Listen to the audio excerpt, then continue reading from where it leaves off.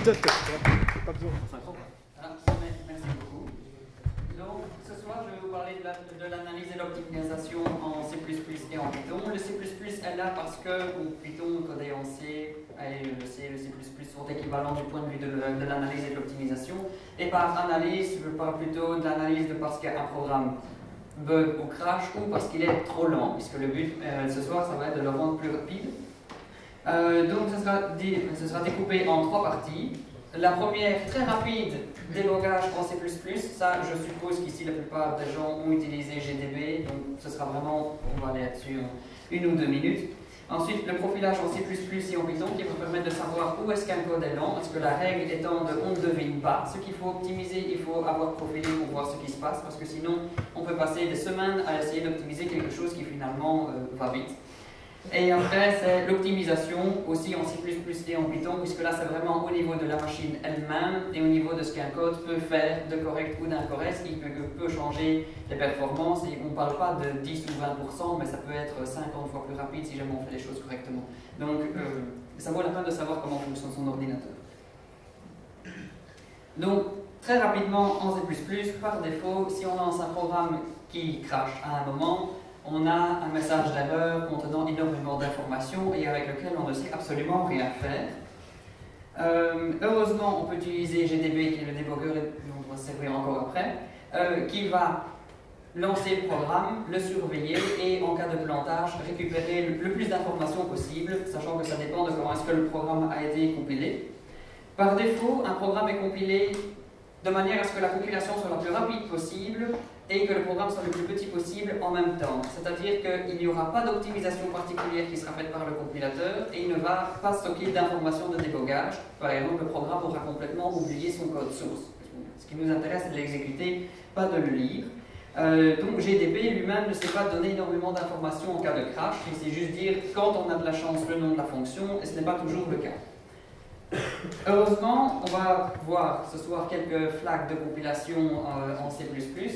Le premier qui est le G, qui permet d'ajouter les informations de débogage.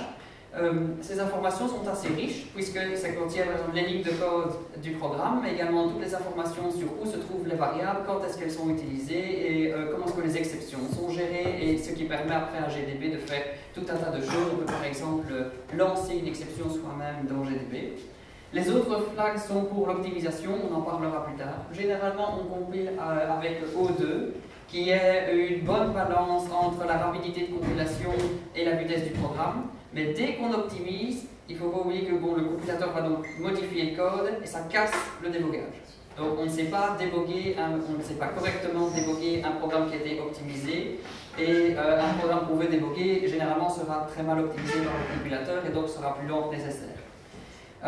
Les autres flags intéressants, O3 optimise un petit peu plus que O2, mais de nos jours il n'y a plus énormément de différence. O-Fast lui optimise quelques pourcents en plus et il va se permettre, par exemple, d'avoir des comportements faux. Bon, pas faux au point que les calculs seront faux, mais par exemple dans la norme C++, certaines opérations arithmétiques qui doivent faire des not a numbers et des choses comme ça vont par exemple être ignorées au lieu de lancer des exceptions, et donc si jamais votre programme voudrait par exemple cracher au cas où il y a un infini qui se produit, il ne va plus le faire comme ça, et donc ça pourrait ne plus être exact ou précis.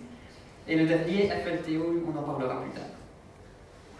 Une fois qu'on a compilé le programme avec G, on voit que GDB peut trouver beaucoup plus d'informations. On a le nom de la fonction, on a même la valeur des paramètres. Ici, c'est un pointeur, donc c'est pas très lisible, mais si c'est un entier, on voit l'entier. Et si on installe quelques petits packages pour GDB, on peut même avoir le contenu des chaînes de caractères, des informations sur les fenêtres et des choses comme ça. Et on voit également la ligne à laquelle le crash est survenu. Si on tape BT, on peut avoir toute une stack trace. Et on peut utiliser la commande print dans GDB pour inspecter le contenu des variables. Et grosso modo, le but de cette présentation rapide, c'est de dire entre C++ et Python, il n'y a pas réellement de différence niveau capacité de débogage. C'est juste qu'en C++, il faut faire un petit peu d'effort soi-même. En Python, quand ça crache, on a tout qui nous est affiché sans qu'on ait rien à faire. Maintenant, quelque chose que la plupart des gens ignorent, c'est que donc, si on lance un programme sans GDB et qu'il crache, généralement on se dit c'est foutu, il n'était pas dans GDB, donc il a craché et je ne saurais jamais ce qui s'est passé. Si on a de la chance et que c'est un bug qu'on sait reproduire, on relance le programme dans GDB et on sait savoir ce qui s'est passé. Si on n'a pas de chance et qu'on est admin 6 et que c'est un serveur qui tourne depuis 3 ans qui soudainement a craché, on ne saura pas savoir ce qui s'est passé. Heureusement, avant de lancer un programme, on peut taper la première commande ici, qui va grosso modo dire au noyau Linux lui-même que les core dump, identifiés par ce petit c, sont activés. Et un core dump, grosso modo, c'est quelque chose qui est généré par le noyau, comme on le voit ici, lors d'un crash. Et c'est grosso modo une image du processus. Juste avant de le tuer, Linux va recopier l'entièreté de la mémoire du processus, ainsi que des informations sur les bibliothèques chargées, sur l'adresse des fonctions, etc., dans un relativement gros fichier qui par défaut s'appelle core, dans le dossier courant. Et GDB sait lire ce fichier. Petite note rapide, sur la distribution Linux moderne, ce fichier, même si un core dump a été généré, le fichier ne s'appellera pas core, il sera mis quelque part. Je vous invite à consulter la documentation de votre distribution. C'est fait à la base pour être plus facile de s'en servir, mais ça ne marche pas. Et donc on voit qu'une fois qu'on a lancé GDB mon programme et vous pouvez mettre le nom du fichier du core dump, on peut savoir, donc GDB démarre directement à dire où est-ce que le programme a craché et on peut l'inspecter, on peut utiliser print, on peut revenir en arrière, on peut réexécuter des choses, on peut utiliser GDB comme d'habitude. Autre chose que GDB peut faire, mais que je ne vais pas présenter ici, c'est qu'il a un mode client-serveur. Donc on peut lancer GDB sur un serveur et du GUI pour GDB sur un autre ordinateur et faire du débogage à distance. Et ça sert également sur les microcontrôleurs. Ça c'est juste teasing en disant GDB est un programme très cool. Ça c'était pour la partie débogage. Maintenant, l'analyse des performances.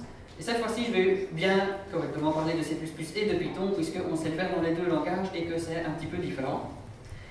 Il y a énormément d'outils qui permettent d'analyser les performances de programmes.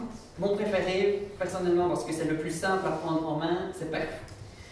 Il s'installe et Perf va observer ce qu'un programme fait, noter même au niveau de l'instruction assembleur, lesquelles sont exécutées le plus souvent, à quels endroits, quels sont les boucles et tout. Et ce qui est très bien avec Perf comparé à d'autres programmes, c'est qu'il ne ralentit quasi pas le programme. C'est peut-être 0,5%.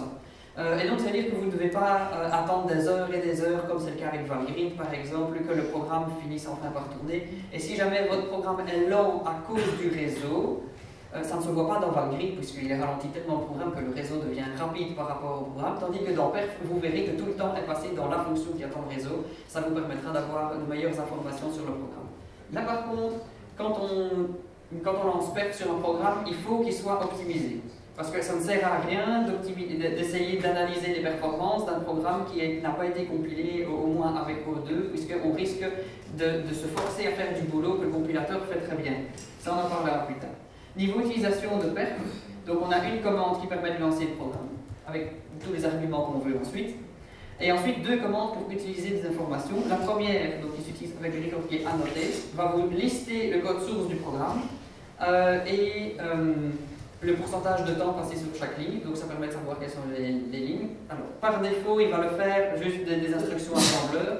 Perf n'est pas un bon élève, parce que si vous voulez avoir des lignes de code dans Perf Annotate, il faut avoir compilé le programme en debug. Le seul problème, c'est qu'un programme en debug s'optimise moins bien, et un programme optimisé se débug moins bien, et donc au final, c'est plutôt un bricolage. Donc si vous voulez vraiment avoir des lignes, il y a moyen. Mais ce ne sera pas des résultats aussi valides que d'avoir vraiment le programme en mode release, O2, sans débogage et de voir ce qui se passe. PerfTop est absolument génial dans le sens qu'il ne prend pas d'arguments, il va analyser tout le système.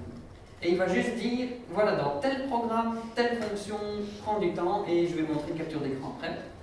Et donc ça, vous pouvez même vous en servir si votre ordinateur se met à être trop lent, à se demander exactement ce qui se passe, ou si jamais vous avez un programme très complexe qui se met à lancer plein de processus dans tous les sens et que vous n'avez pas exactement quoi analyser, ça permet vraiment de savoir ce qui se passe et où. Et voici un exemple, par exemple, de ce que PerfTop donne. Ici, j'étais en train d'exécuter un programme en Python, justement, donc ça marche aussi. Et on voit par exemple que le programme qui se lance passe la plupart de son temps à exécuter des exponentielles et des tangentes hyperboliques. Parce que c'est un réseau neuronal, donc c'est normal qu'il fasse ça. Et on voit que la troisième fonction la plus exécutée, on ne voit pas très bien, mais c'est 5,75% du temps de processeur qui est dans cette drôle de fonction qui en fait partie de Python. Et donc on voit qu'on sait analyser plus ou moins ce que Python fait perf ne voit pas le code Python, il voit juste que l'interpréteur Python est en train de tourner et d'exécuter des fonctions. Si jamais on a envie, et qu'on a vraiment du code Python, et qu'on a envie de voir exactement quelles lignes de Python sont lentes, alors on a un très chouette outil pour Python qui s'appelle Line Profiler. Il n'est pas installé par défaut, donc il faut l'installer avec pip. Et ensuite, on a une ligne de commande dans laquelle on lance le programme. Line Profiler va très légèrement ralentir le programme, mais il a été fait tout à fait correctement, donc c'est très raisonnable. Et une fois que le programme est terminé, Line Profiler aura généré toute une suite de séquences, grosso modo le raconter à chaque fois que le programme aura exécuté quelque chose. Et on peut ensuite utiliser cette ligne de commande, donc rappeler directement le module Line Profiler, pour avoir une très jolie annotation du code. Et la sortie est plus ou moins comme ça. On voit qu'il y a juste un tout petit problème avec Line Profiler, c'est qu'il a besoin que les fonctions qu'on veut profiler soient annotées de @profile. Pour ça, il faut donc déjà que vous ayez une idée de quelles sont les fonctions qui risquent d'être lentes pour pouvoir les profiler et voir ce qui se passe. C'est très embêtant parce qu'il faut modifier le code Python pour faire ça, donc c'est légèrement invasif, mais au moins il n'y a rien d'autre à faire. Il existe le module cprofile pour Python qui ne nécessite pas d'annoter les fonctions, mais qui lui ne voit pas dans les fonctions, ne peut que vous dire les fonctions qui prennent le plus de temps. Là, malheureusement, je n'ai pas le temps de rentrer dans les détails. Et donc, pour continuer, maintenant l'optimisation, parce que bon, voir ce qui est lent, c'est très bien, mais après il faut savoir ce qu'on peut en faire. Et le but de cette partie, qui est bon, le gros, on va dire, de la présentation, c'est d'une part d'expliquer ce que fait un compilateur C++ quand il optimise, et donc ce qu'il sait faire, et ce qu'il ne sait pas faire, et donc il faut faire soi-même. Alors, pourquoi optimiser déjà? Bon, on est informaticien, donc on aime bien quand les choses vont vite et tout, mais si jamais il faut vendre, par exemple, à un employeur de dire maintenant il va falloir optimiser ça, et qu'il va dire maintenant tu ne vas pas passer 3 semaines à optimiser, donc il y a déjà l'expérience utilisateur, ou alors tout simplement un programme qui est trop lent. Si jamais vous faites la recherche, et là ceux qui commencent leur mémoire vont le sentir passer, et que vous avez une simulation qui dure 3 semaines et que vous devez remettre votre mémoire dans 2 semaines, c'est problématique. Et sinon, plus ça prend du temps, plus ça consomme de l'énergie. Et on voit, j'ai déjà fait cette présentation il y a quasi 2 ans, c'était pas les mêmes processeurs, mais les prix sont à peu près les mêmes, donc c'est vraiment une constante, ça a été comme ça de tout temps. On a une augmentation exponentielle du prix des processeurs en fonction de leur performance. Et donc on voit que ici c'est juste un score d'un benchmark en ligne. Pour une augmentation quand même pas énorme, on a une multiplication par 5 ou 7 du prix. Et donc c'est vraiment énorme, et c'est pour ça de temps en temps optimiser un code de 10% permet de diviser par 2 le prix du processeur qui permet de l'exécuter. Alors, dans un premier temps, on va voir quelles sont les optimisations automatiques faites par les compilateurs modernes. Donc tous les compilateurs modernes font ça, et ils font tous à peu près les mêmes optimisations, parce que les listes sont publiques et ils peuvent les réimplémenter les uns les autres. L'important avec ces optimisations, c'est que ce sont des optimisations très automatiques, dans le sens, et on pourrait écrire un gros livre, et ce sont des recettes de cuisine à appliquer, ça va optimiser le code, mais ça va généralement le rendre beaucoup plus gros et beaucoup moins lisible. Et donc, c'est pour ça qu'il est important de savoir ce qu'un compilateur fait pour ne pas le faire soi-même. L'important étant d'avoir un code lisible pour un humain, et le compilateur va se charger de faire tout le travail pour que le code s'exécute de manière rapide sur une machine. Et ce qui est bien en plus, si jamais on essaye d'optimiser soi-même le code, on risque de faire des choses contre-productives. Et donc, voici maintenant toute une flopée de slides pour dire, voilà, donc ça c'est ce que le compilateur fait, quelques secondes par slide. Première optimisation, c'est si jamais on calcule une valeur 2 fois, il va créer une nouvelle variable qui n'a pas de nom dans laquelle il va mettre la valeur, comme ça n'est pas calculé plusieurs fois. C'est le cas ici du i+1 et même de l'indexation de players qui va être mis dans une variable temporaire. J'attire votre attention sur le fait que le rand ici n'a pas été factorisé, puisque comme rand est censé donner un nombre aléatoire à chaque fois différent, on ne peut pas se dire que l'expression est la même et donc on peut factoriser. Donc là, le compilateur fait quand même attention à préserver le comportement du programme et à ne pas introduire de bugs.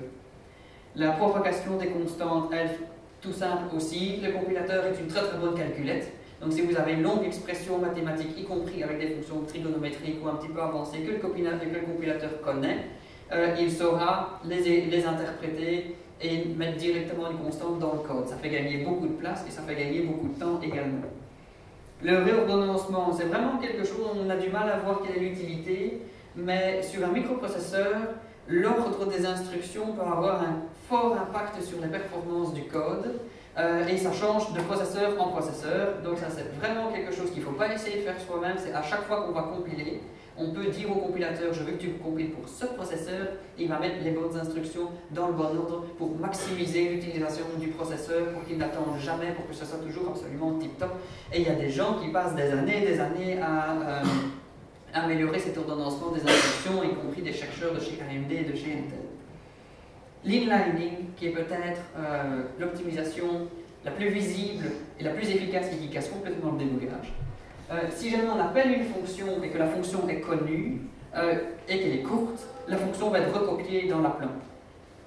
Ici, ce qui va se passer, c'est qu'au lieu d'avoir un appel à une fonction add qui va ensuite faire des choses, il va faire comme si le a plus b avait été remis là. Et ce qui est intéressant, c'est qu'il va alors voir que 3 plus 5 c'est une constante, il va la calculer et on obtient juste un 8. Donc un appel de fonction qui prend beaucoup de temps, qui nécessite beaucoup d'instructions assembleurs, a été remplacé par mettre une constante dans une variable. La factorisation des invariants de boucle, ça c'est aussi, si vous avez une boucle dans laquelle vous passez votre temps toujours à calculer la même chose, mais que ce qui est calculé, par exemple ici l'exponentielle de a, ne dépend pas du compteur de boucle, au lieu de refaire des centaines de milliers de fois le même travail, la ligne est placée en dehors de la boucle automatiquement pour que ça ne soit pas refait constamment. La duplication de boucle, ça, donc ça c'est un exemple en 2 slides, les if sont longs. Donc les processeurs aiment bien le code linéaire et n'aiment pas quand il faut prendre des décisions, typiquement parce qu'il faut attendre que la décision soit prise pour savoir quoi exécuter d'après. Et ceux qui se souviennent du fonctionnement des ordinateurs, le pipeline, il faut vider le pipeline. Les processeurs modernes ont un pipeline de 15 étages, donc on imagine le temps que ça prend à chaque fois de devoir vider ce pipeline. Ce que le processeur fait, ce que le compilateur fait pour éviter ce petit problème, c'est si jamais on a par exemple des if dans les boucles, c'est de sortir les if. Et par exemple, ici on a le if à l'extérieur, et puis on a la version de la boucle dans laquelle on fait l'hypothèse que le if est vrai, et puis la version de la même boucle dans laquelle on fait l'hypothèse que le if est faux. Et on voit que le code est devenu beaucoup plus gros, et beaucoup moins lisible, mais c'est fait automatiquement, et il tourne beaucoup plus vite comme ça. L'échange de boucles. Ça c'est, si jamais on a 2 boucles imbriquées, on peut les échanger les deux. Ça a 2 avantages. L'ordre dans lequel on va lire un tableau, par exemple, est très important, mais ça j'en parlerai quand je parlerai de la mémoire. Et ici, par exemple, on voit que ce y fois n doit être fait à chaque tour de boucle à l'intérieur, parce que y passe son temps à changer, tandis que si jamais j'inverse et que je mets la boucle sur y à l'extérieur, le y fois n peut être fait une seule fois par toutes les boucles sur x, et on gagne déjà, vu surtout qu'une multiplication c'est lent par rapport à une addition, ce programme peut très bien aller 5 ou 10 fois plus vite que si ça n'avait pas été optimisé. Le déroulage de boucle, ça c'est aussi pour juste éviter les sauts et les comparaisons. Il ne faut pas oublier que chaque fois qu'on arrive à la fin d'une boucle, il va falloir décider si on sort de la boucle ou si on la continue. Cette opération peut prendre une trentaine de cycles sur un processeur. Et donc, pour devoir faire ça moins souvent, on va faire des tours de boucle qui font plusieurs tours de boucle à la fois. Ici, par exemple, on sait que c'est une boucle qui va tourner 30 fois, donc au lieu de faire 30 tours de une fois, on va faire moins de tours, 10 tours, où on fait à chaque fois 3 fois de suite. Ça multiplie la taille du code par 3, donc ça vous fait un programme plus gros, mais il va aller beaucoup plus vite, surtout si la boucle est courte. Si jamais le nombre de tours de boucle n'est pas connu à l'avance, en tout cas que ce n'est pas une constante, il y a moyen de dérouler la boucle, mais ça fait du code beaucoup moins clair parce que grosso modo ici on décide de traiter les éléments 3 par 3. Donc on sait qu'on va traiter les éléments 3 par 3 jusqu'à arriver quasiment à la fin de la boucle, mais il pourrait encore rester quelques éléments. Et donc ces éléments qui restent, maximum 2, vont se faire traiter eux-mêmes par une petite boucle dédiée. On va le diviser par 3 fois 3 exemples. C'est juste pour dire les éléments qui restent. Et ça aussi, le compilateur le fait tout seul. Donc on voit qu'il est très intelligent quand même. Il sait vraiment écrire du code. Le link time optimization. Avec l'inlining, c'est vraiment les 2 optimisations qui veulent vraiment rendre un code beaucoup plus rapide. Généralement, c'est le compilateur qui optimise.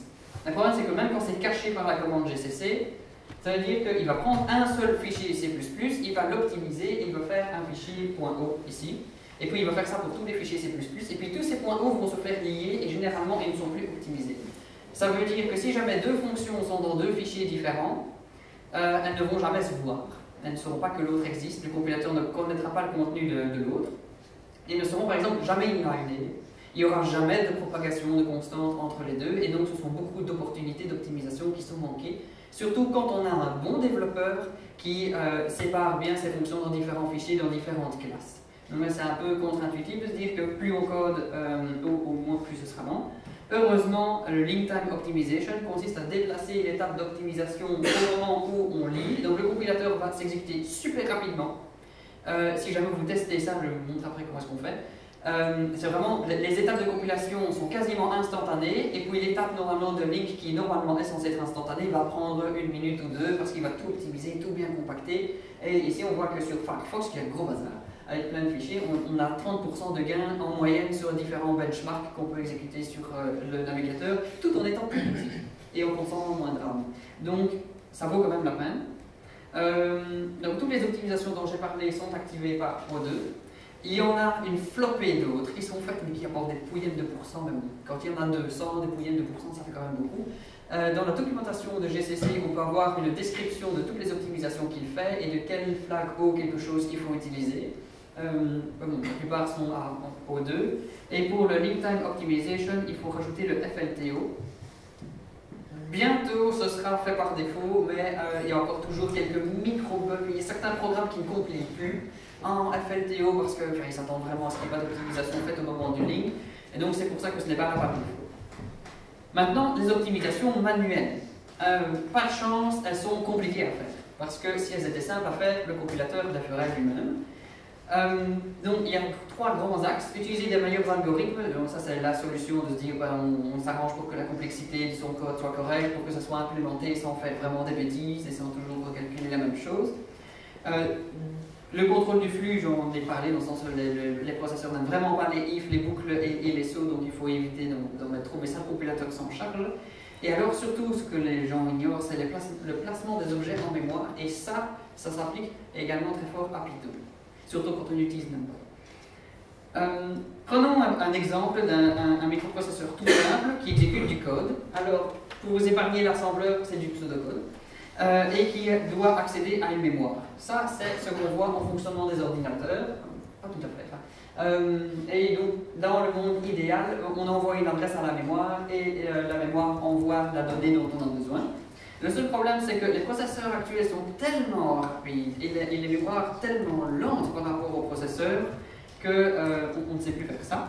À la place, on a plusieurs niveaux de cache. Bon, ça, la plupart des gens sont familiarisés avec le niveau de cache. Voici une information, on va dire, sur la latence, donc le temps qu'il faut entre le moment où une adresse arrive dans le cache ou dans la mémoire et le moment où les données sont retournées au processeur. Et on voit que tant qu'on est dans le cache, c'est raisonnable. Et ici, bon, 50 nanosecondes quand on a un processeur 3 GHz, c'est comme 150 cycles. On peut faire beaucoup de choses pendant 150 cycles.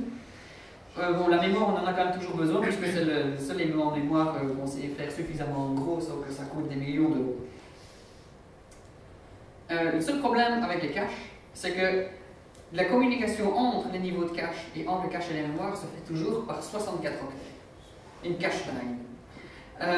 Et donc, si vous avez besoin d'une toute petite donnée quelque part, ici 4 octets, un entier, et que c'est en plein milieu d'une cache line, le processeur va être obligé de demander la cache line complète, et la mémoire va devoir renvoyer tout ça. Et si jamais votre accès suivant, parce qu'il y a eu un if, parce qu'il y a eu un saut, hop, se fait loin, ce ne sera pas dans le même cache line, et il faudra de nouveau redemander 64 octets à la RAM. Et ce qu'il faut retenir ici, c'est que même si la RAM contient Random Access dans son nom, la RAM a horreur des accès aléatoires.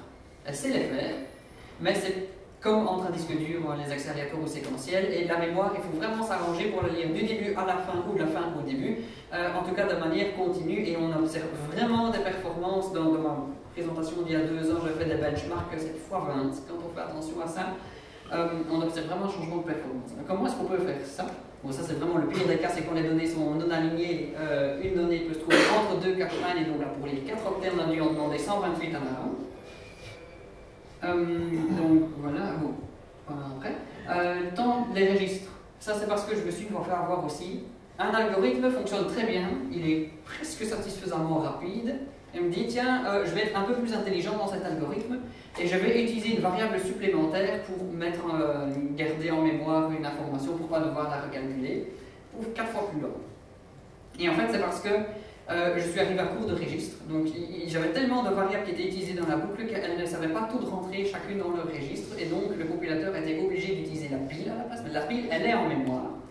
Et même un cache L1, il est quand même beaucoup moins rapide qu'un registre. Et donc, on sent la différence. Et donc, c'est pour ça que de temps en temps, le compilateur choisit délibérément de recalculer une valeur plutôt que d'utiliser un élément de mémoire pour la stocker. Ça, c'était la parenthèse pour les registres. Maintenant, pour revenir à la mémoire, comment rendre des accès concurrents? La plupart du temps, quand on code, on aime bien avoir des structures ou des classes qui contiennent tout un tas d'attributs. Et puis, si on a besoin d'une liste de ces classes d'attributs, ça peut être des objets Python, on va faire une liste de ces objets qui vont être continus les uns à la suite des autres. Si par exemple tout ceci représente un objet ou une structure, on va avoir un flag, un autre flag, un entier et puis un double par exemple, et bien on va avoir après le suivant qui sera un flag, un autre flag, un entier, le double et ainsi de suite pour des milliers de fois. Mais généralement, quand on doit traiter ces objets dans une boucle, on a par exemple besoin de lire tous les flags, juste les flags. Et donc, entourés en rouge sont tous les éléments de mémoire qui vont nous intéresser pour un bout de code en particulier. Et on voit que c'est complètement réparti dans tous les sens. Et donc le AOS c'est pour Array of Structures. Et le Structures of Array consiste à organiser les objets de manière complètement différemment. C'est-à-dire, au lieu d'avoir une liste d'objets où chaque objet contient des attributs, on va avoir une liste d'attributs, mais où chaque attribut, au lieu d'être un simple entier, va être un attribut par objet. Par exemple, ici, j'ai d'abord tous les flags roses de tous mes objets, mais tous les flags roses ensemble, sans qu'il y ait rien entre eux. Et puis tous les flags verts de tous mes objets, et puis tous les entiers, tous ces objets, et puis tous les doubles de ces objets. Et comme ça, si par exemple je dois lire tous les flags de tous les objets, j'ai un bel accès mémoire continu. L'avantage de ça, c'est que c'est assez difficile à comprendre, mais c'est facile à implémenter. Si ici on a une liste de joueurs, et qu'après on doit mettre quelque chose par exemple dans l'entier, ça vient d'un exemple, donc on indexe le joueur, on se place au bon endroit dans la mémoire, et puis on va indexer le flag qu'on veut changer.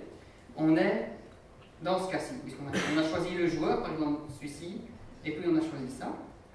Tandis que si jamais on ne fait que déplacer ceci, et que on a player, et puis on a une grosse liste qui contient tous les payoffs de tous les joueurs, et là seulement on va choisir le bon i. Donc ça revient à se dire il me faut tous les payoffs, par exemple ce sera tous les machins ici verts, et je veux celui-là.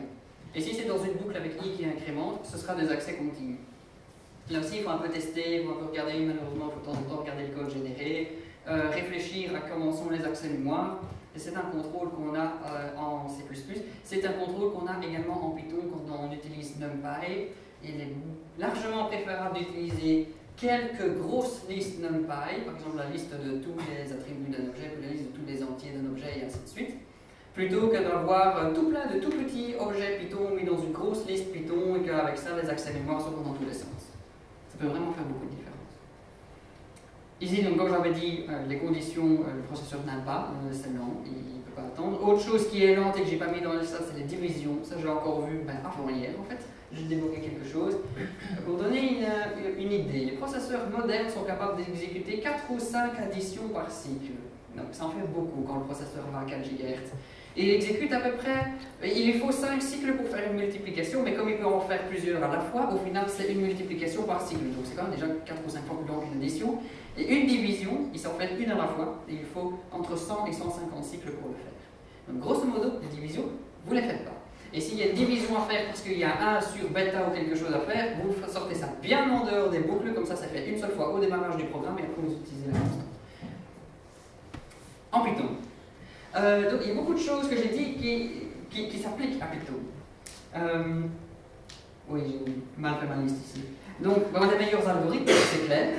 Mais sinon, l'organisation de la mémoire, donc il faut faire très attention en Python aussi. Donc, avoir une idée de comment est-ce que les objets sont mis, d'utiliser des listes de faire ça comme ça.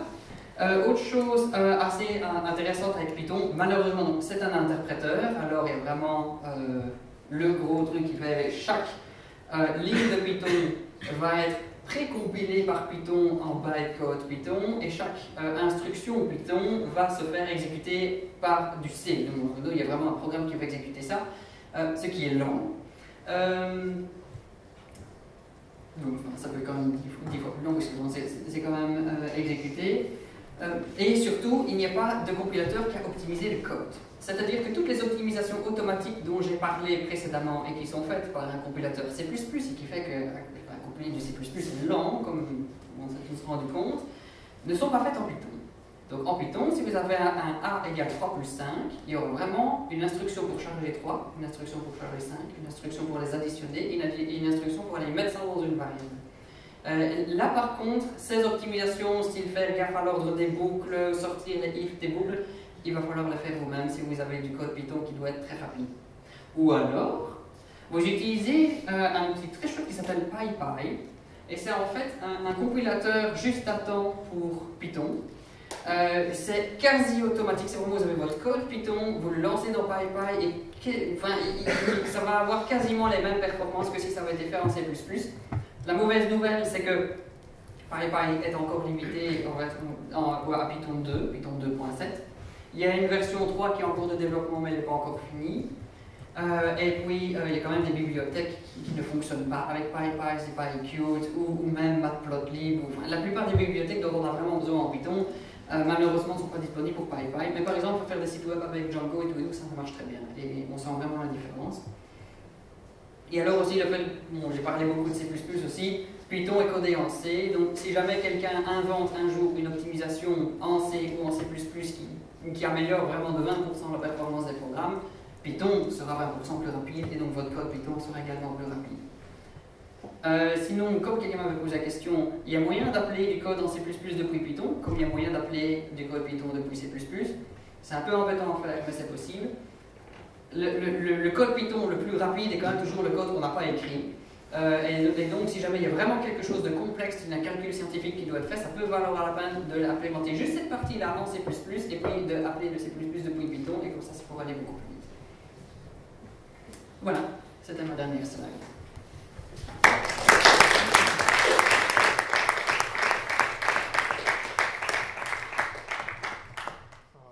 S'il y a quelques questions, n'hésitez pas, et après on va faire une petite pause de 10-15 minutes avant d'avoir le prochain talk. Mais... Moi j'ai une question. Oui. Au final, du coup, est-ce que ça a du sens d'essayer d'optimiser en Python ou pas? Quand tu veux faire un truc optimisé, tu de toute façon du C++. Dans quel cas, tu as besoin d'optimiser du Python en fait? Si tu n'as pas le choix du langage. Mais... L'organisation de la mémoire, par exemple, peut être importante en Python. De temps en temps, ça peut faire la différence entre un code qui va vraiment prendre beaucoup trop longtemps à s'exécuter et un code acceptable. Et de temps en temps, tout réimplémenter en C++ serait quasiment impossible. Il nécessiterait de réimplémenter des bibliothèques complètes et l'option n'est pas toujours disponible. Oui. J'avais plutôt une question, c'était par rapport aux slides sur la compilation. Donc, tu as annoté que par exemple, si le compilateur rencontre une fonction comme run, il ne va pas optimiser le code. Comment est-ce qu'il déduit le programme s'il ne va pas optimiser le code? Est-ce qu'il y a des annotations à donner? Est-ce que par défaut, il y a quelques bulletins qui ne va pas optimiser? Comment ça se passe? En fait, donc, par défaut, un compilateur est très conservatif, c'est-à-dire qu'il va considérer qu'une fonction qu'il ne connaît pas va toujours envoyer une valeur différente et il ne peut pas l'optimiser. Par exemple, rand étant dans la bibliothèque standard, il ne va pas l'optimiser. Et c'est pour ça aussi que le link time optimization est important, parce qu'il n'y a que si le compilateur peut voir le plus possible de fonctions dans le programme qu'il va potentiellement découvrir qu'elles sont constantes, en tout cas ne dépendent que de leurs paramètres, et qu'il peut les optimiser. Donc par défaut il ne prend pas de risque, et c'est seulement quand il est sûr qu'il peut qu'il va le faire. Oui. Est-ce que Perf détecte les fuites de mémoire aussi bien que Valgrind? Parce que tu as dit que c'était plus rapide, du coup je me demande. Valgrind, il fait tout et le café, et Perf ne fait que les performances, donc il ne détecte pas les fuites de mémoire, il ne va pas essayer de les compter. Quand je parlais de Valgrind, c'est en utilisant l'outil CallGrind, mais le main check de Valgrind, lui, n'est pas réimplémenté par Perf.